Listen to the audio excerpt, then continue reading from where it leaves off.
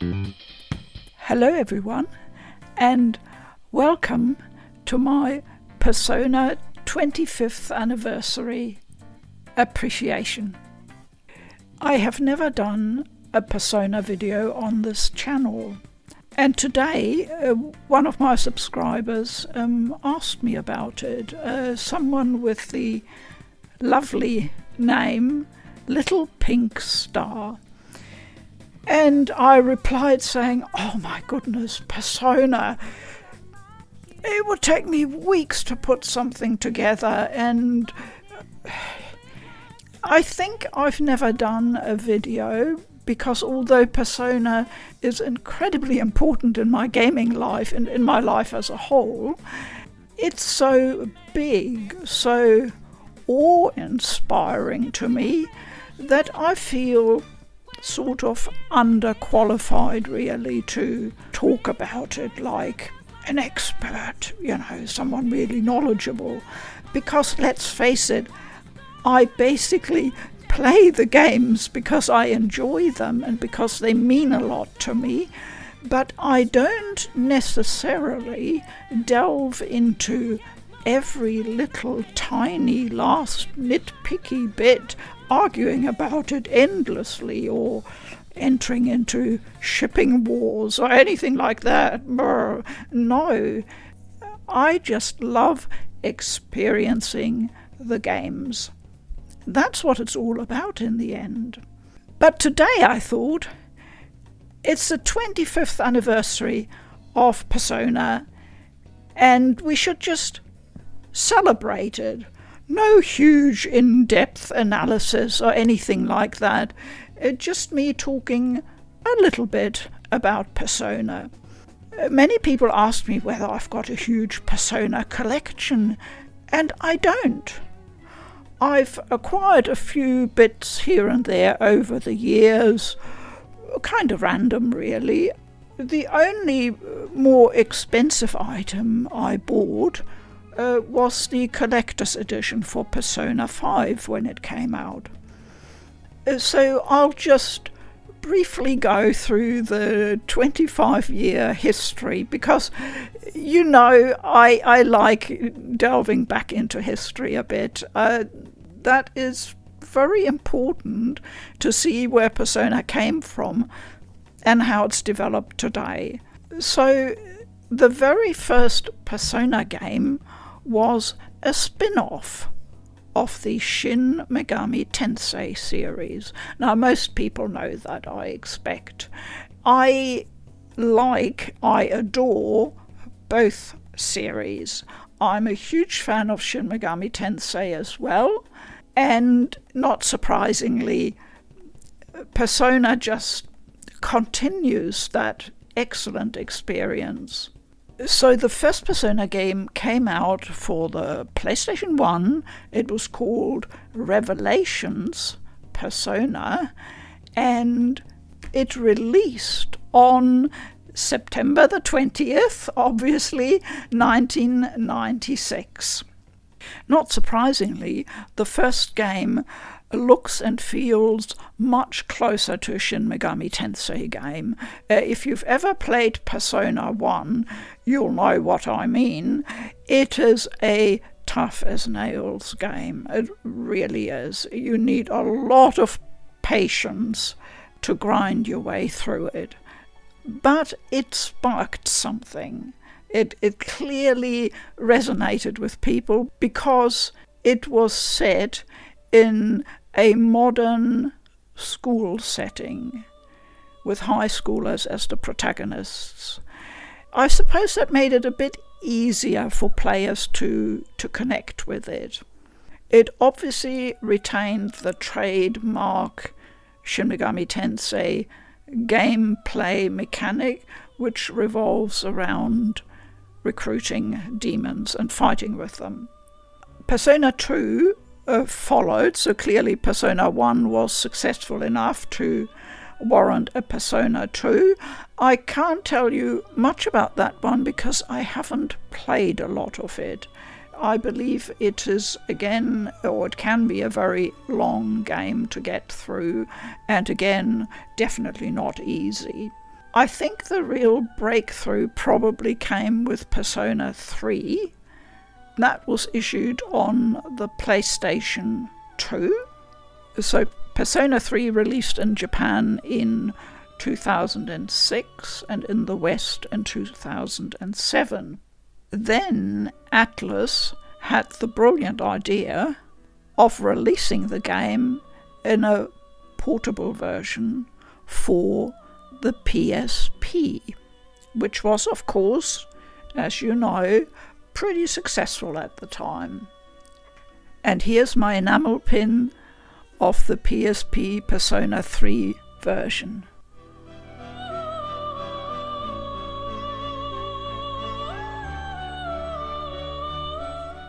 So the PlayStation portable version of Persona 3 was released in North America 2010, Europe 2011, and that is the version that a lot of people know, including me. I think that was the first version of P3 that I played, certainly, and I played it on the Vita.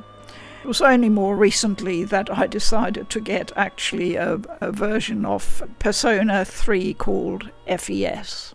Now, Persona 3 was the first game that truly married the idea of having teenagers and their school life and social life blend together with their dungeon crawling. That was the formula that brought real success, a real recognition. People saw it for what it was, sheer brilliance. So Persona 4 released not much later in 2008 and again on the PS2, and the version that most people know and play these days, called the Golden, was released in 2012 for the Vita. And this is the famous version that everybody talks about. So that's the game.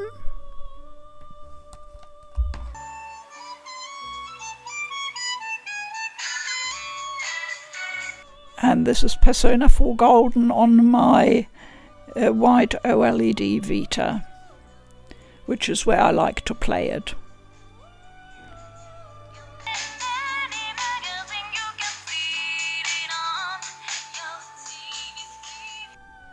I'm currently about to finish my second playthrough of Persona 4 Golden.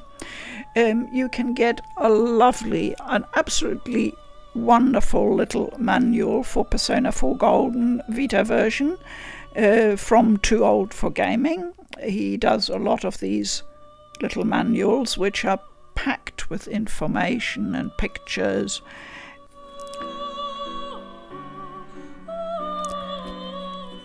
Here is my little Juness pin.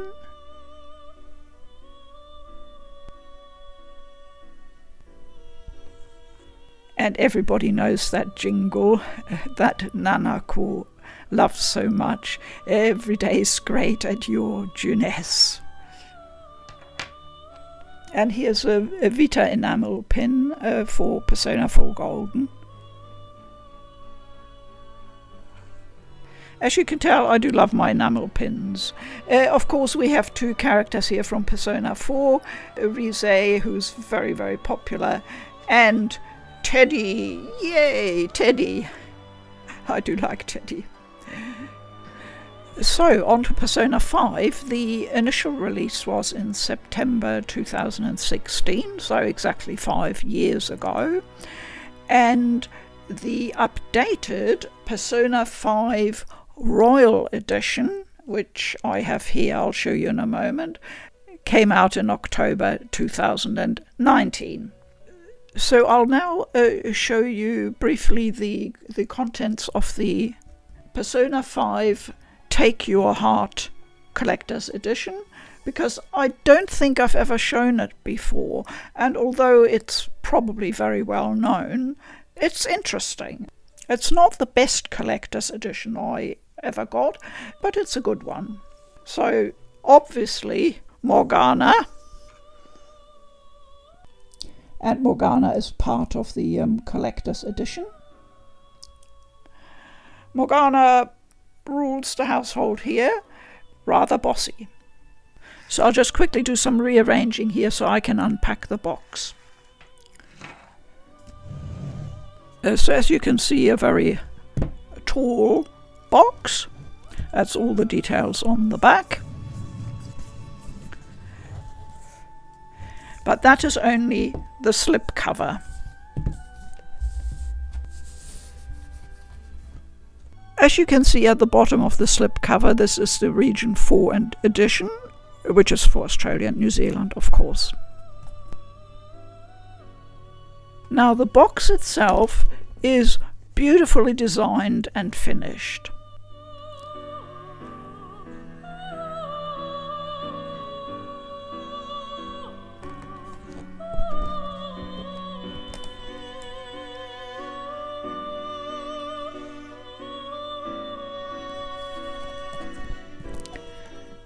Take Your Heart Premium Edition. And for those of you who haven't played Persona or Persona 5 before, the reference to the heart is very important in the game because the Phantom Thieves, a group of high schoolers, need to try and change the hearts of the antagonists they face. That is what it's all about in the game. And I'll just get out the steel book which contains the game. It again has an outer cover, sort of see-through one, again with the Region 4 symbol on it. And this is the steel book.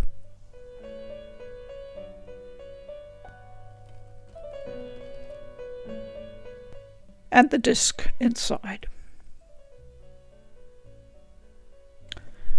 Now the steelbook is well designed and it looks stylish, but we'll have a look in a moment at the one for the Royal Edition, and I think that one's even better. And I just saw the purchase receipt which I had kept inside the box, and it's dated April 2017, so that's when I would have got it on release. 2016 must have been the Japanese release date, and then the next year we in the West got it. So this here is the, let me get it right, Shujin High School duffel bag. It's a pretty standard bag really, but it does have the logo here. It's not a bad bag. It's got a lining inside that would be wipeable. When I first unpacked it, I thought, oh yeah, okay, a bag. I mean, I've got lots of bags. Will I ever use it? Probably not. But, you know, strange way things happen. I have quite a bit of an emotional connection with this bag now, because at the time our last dog, a toy poodle named Sven, was getting on a bit in age, and I sometimes decided to carry him about with me because he couldn't walk long distances anymore. I tried several bags and he wasn't really comfy in any of them. Then one day I just tried the Shujin High School duffel bag, and you know what, it worked. I transported Sven around in that for about a year, I remember that.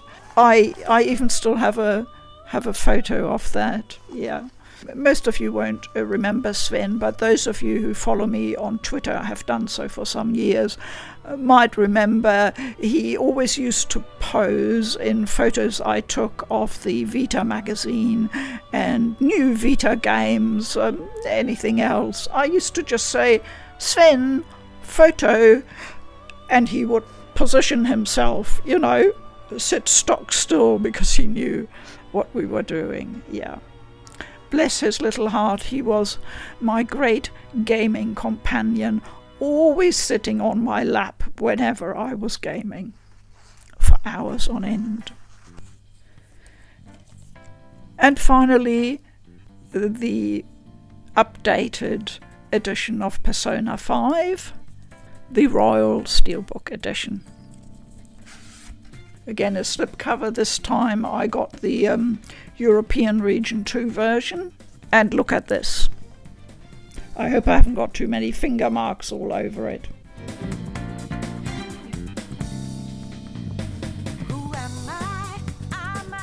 It's a really arresting cover with that gold colour. And here's the disc.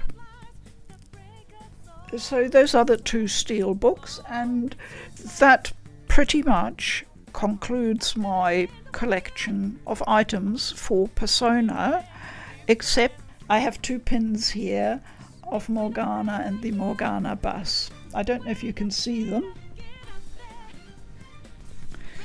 Finally, there is the art book for the Persona 5 edition, and I'll say straight away, I think that is almost the most disappointing item. You know how I like my art books, and that's where I am a bit picky. There are 60 pages, and it's all basically about character design, so there's no spoilers in here. So what am I unhappy about? You're saying it's a good size. Yeah. I don't know if I can demonstrate it here on camera, how thin the paper is. It's so thin that what's printed on the reverse side is shining through. And the quality of the paper is not brilliant, so the actual print doesn't get the opportunity to really look its best. Some of the shading on the models just it doesn't come to life on the page, which is a shame. I do love the artwork for Morgana though. Here you can see a variety of illustrations and designs for Morgana and the Morgana bus. Because Morgana, the cat, can also transform into a bus in the game, not in real life. And that's important for transporting the protagonist to a special type of dungeon. Now, cat bus. Where have we come across that before? In Totoro. Yes. You remember? You've all seen Totoro, of course.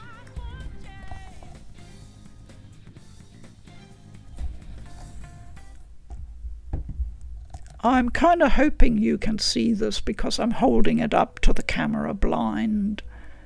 So that's the famous cat bus in Totoro. And the final item in the collector's edition is the soundtrack, which comes only in a cardboard sleeve. But it is well designed, and it comes with 19 tracks.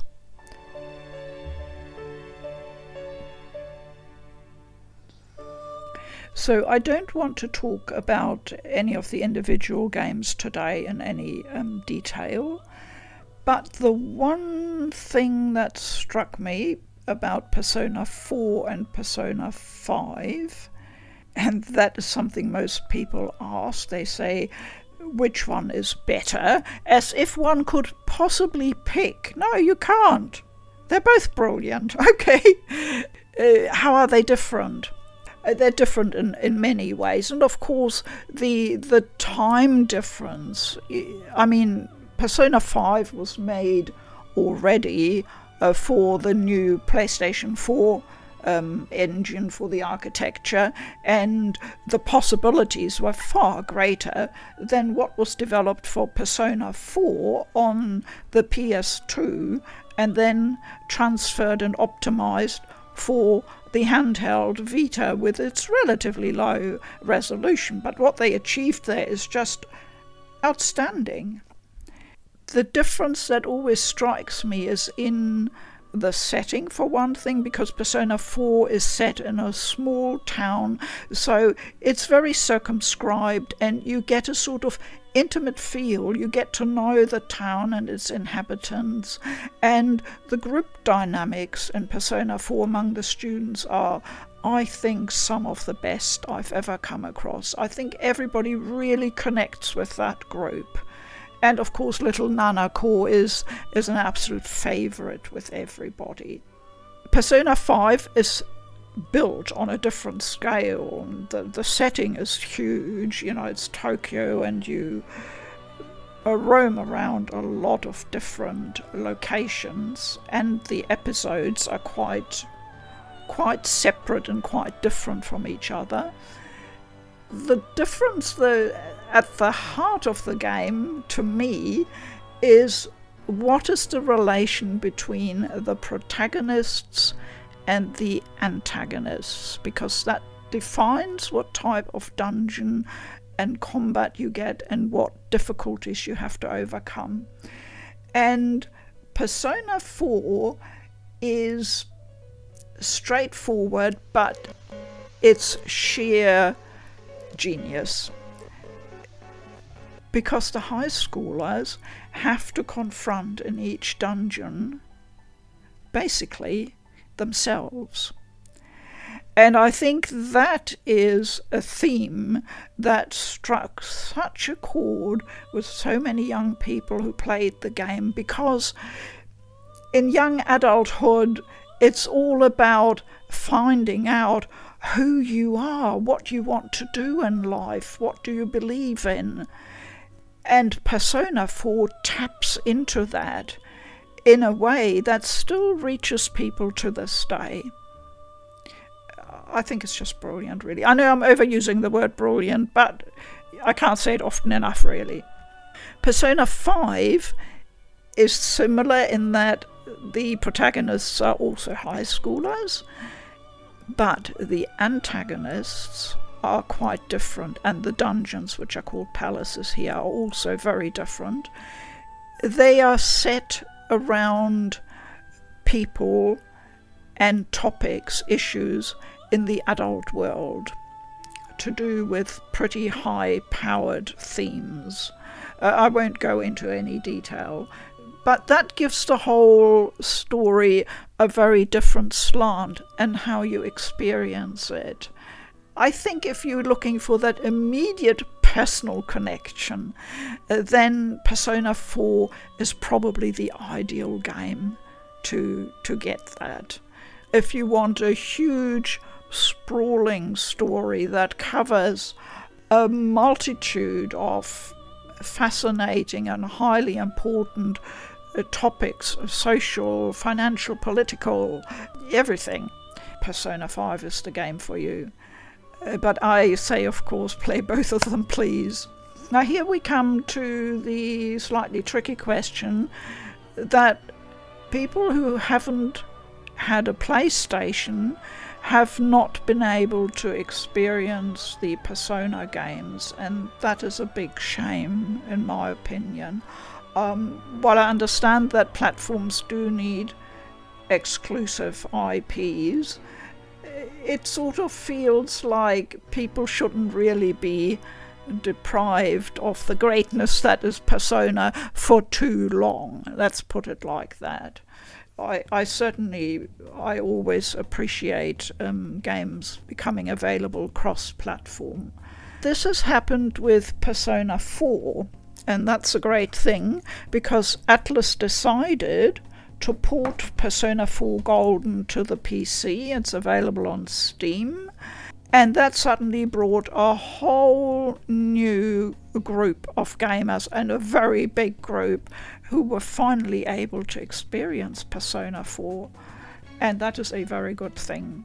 I got the Steam version, I started playing it, but I have to say I prefer playing it on the Vita. It feels to me a totally different experience playing. If you're a confirmed PC gamer and you love your PC and that's how you experience Persona 4 for the first time, great. I'm glad you're having the experience. For me personally, and I've talked to other people who have a Vita and played it on that platform, it just feels right on the Vita. The game was optimized for the Vita, for that handheld experience, and that's still for me the best experience. Persona 4 Golden was, together with Tales of Hearts R, the first two games I bought when I bought my first Vita back in 2013. One thing I want to finally mention, and that is the character of Igor, who is hugely important in the Persona games. He is a mysterious character. He operates behind the scenes of the real world, and he always has assistants. And as you can see here on the soundtrack for Persona 5, it's two female characters called Caroline and Justine, and they work with Igor. Now, this was a slight departure because in previous Persona games there was only ever one assistant for Igor. The one in Persona 4 is called Margaret. The one in Persona 3 is Elizabeth.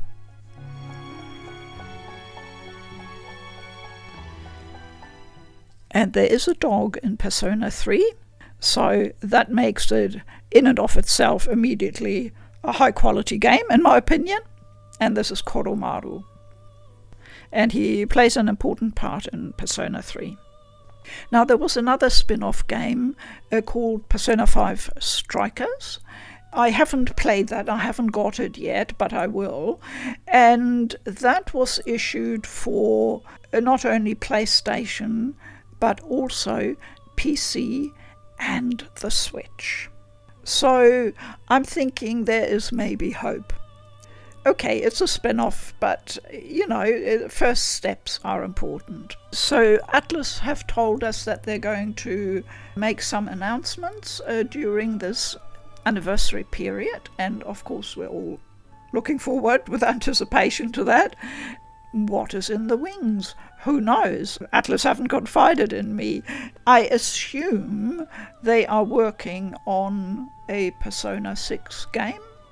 One would think so, especially after the success of Persona 5. It's turned into what one could almost call a mainstream franchise, and that is quite something for a JRPG. It would really, really be nice if we could also have a port of Persona 4 Golden to a current generation handheld. It sounds a bit unlikely that it might come to the Switch, but who knows? I think that would be a great way for people to experience Persona 4. Dear Atlus, Persona 3 needs a remaster, and it needs to be brought to as many consoles as possible. It's a wonderful game, it just needs a bit of updating, maybe a few quality of life features, a bit of a graphics overhaul, but honestly I see so many people asking for this. It's a serious request. I think it would do well. There were also two Persona games which were published only on the Nintendo 3DS, Persona Q, two of them, 1 and 2. They are now sort of trapped on an old platform. Admittedly, the 3DS has done pretty well, so many people would have had an opportunity to play them, but I really think there's an opportunity for a wider audience. Bringing those to a console like the Switch would seem eminently suitable. Persona is a franchise, it's a series that is the flagship for Atlus. They always pour an incredible amount of work, attention to detail, etc. into any Persona game. It's happy anniversary to Persona from me, and I know from millions of fans around the world. May it continue for a long time and give us many more amazing games and experiences. Thank you very much for watching. As always, please keep well. I'm Food for Dogs. Bye-bye.